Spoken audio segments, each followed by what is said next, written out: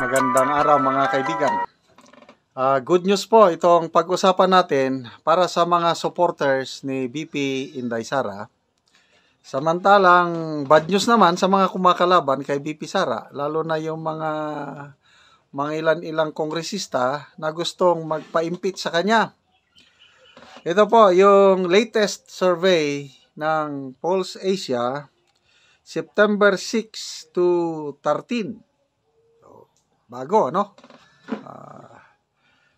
Yung approval and trust ratings ng mga top government officials. So, sino ang nangunguna? Bumaba na ba ang trust and approval rating ni BP Sara?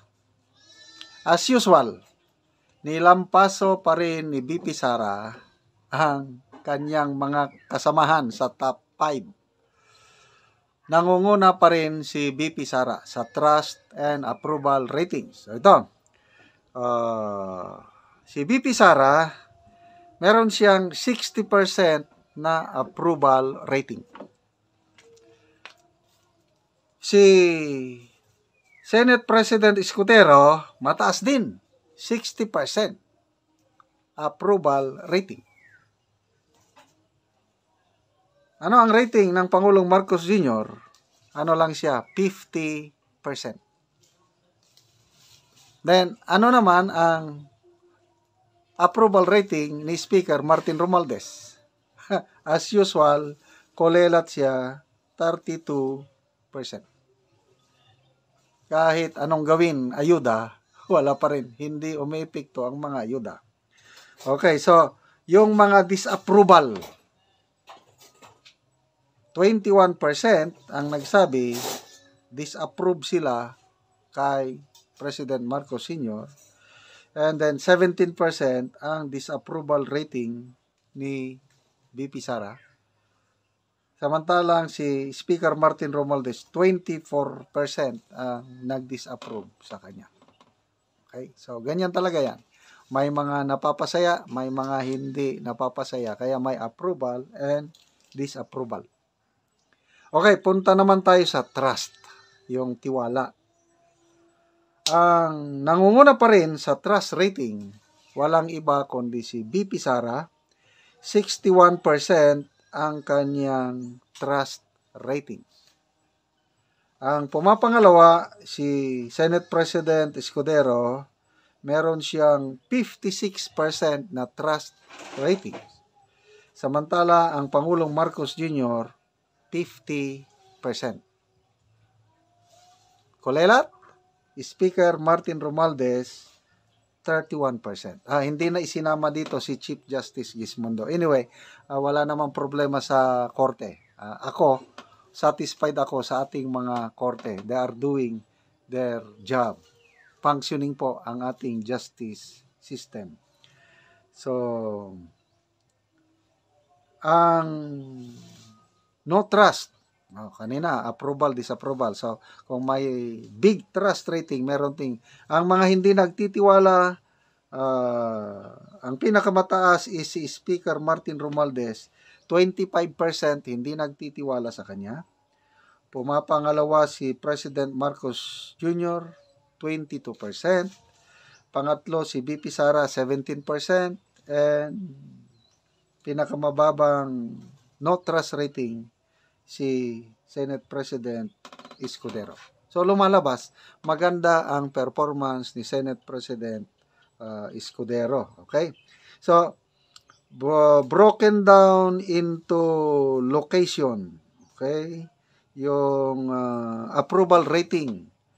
As usual, sa Mindanao. Punta tayo sa Mindanao. Ang approval rating ni President Marcos sa Mindanao is only 26%. Ang approval rating ni BP Sara sa Mindanao is 93%. Wow, laki. Talagang sulit ang Mindanao para kay BP Sara, 93%.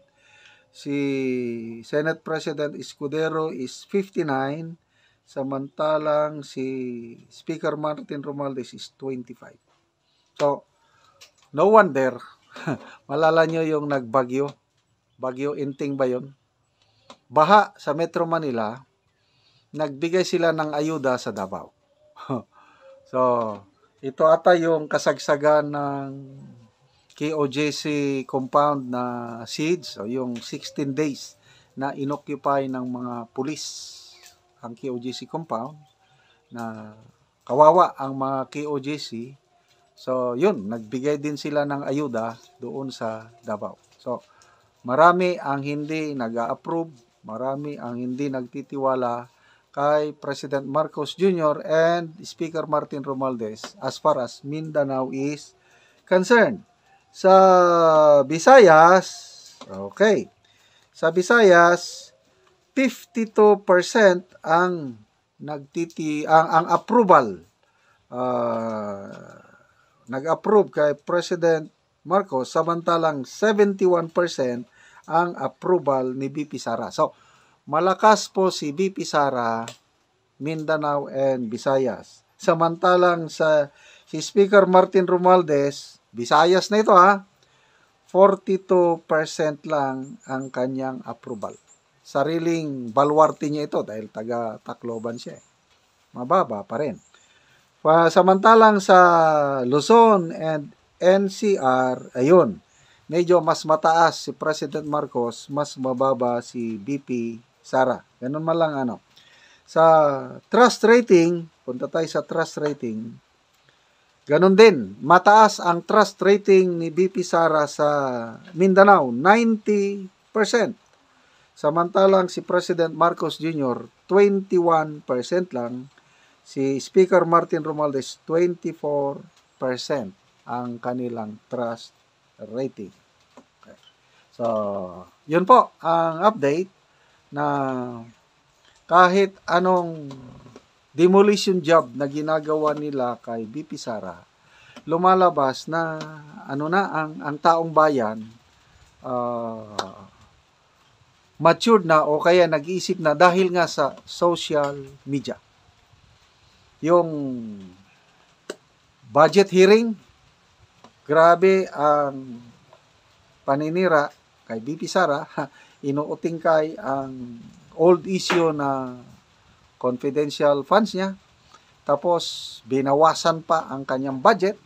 Palagay ko, nagbubumirang sa kanila, parang umaani pa ng sympathy si BP Sara itong ginagawa sa kanya ngayon na sinisiraan siya ng gusto. Lalo na itong impeachment na niluluto ng mga ilang sektor ng society laban kay BP Sara. Okay? So,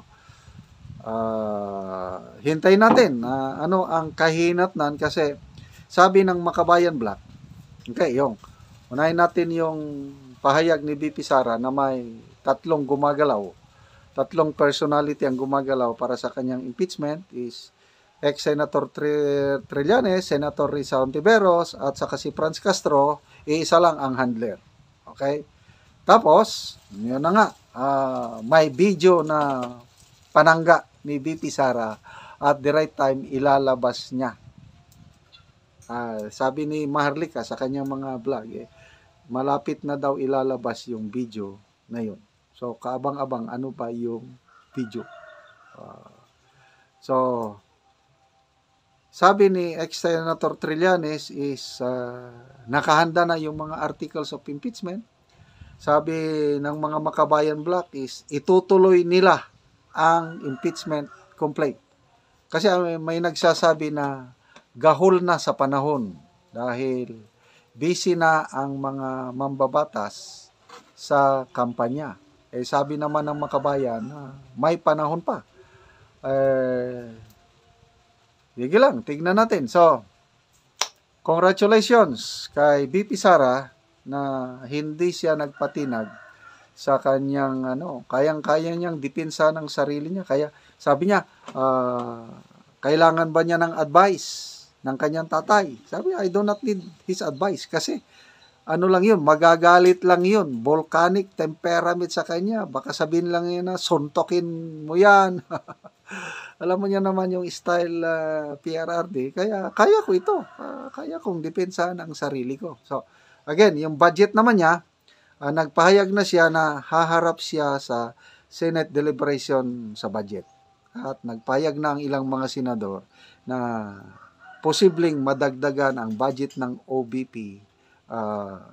Depende na sa pag-aaral ng Finance Committee ni Senator Grace Poe. So, mabuhay si VP Sara, ang pinakamataas na rating, approval and trust rating sa latest na Pulse Asia survey.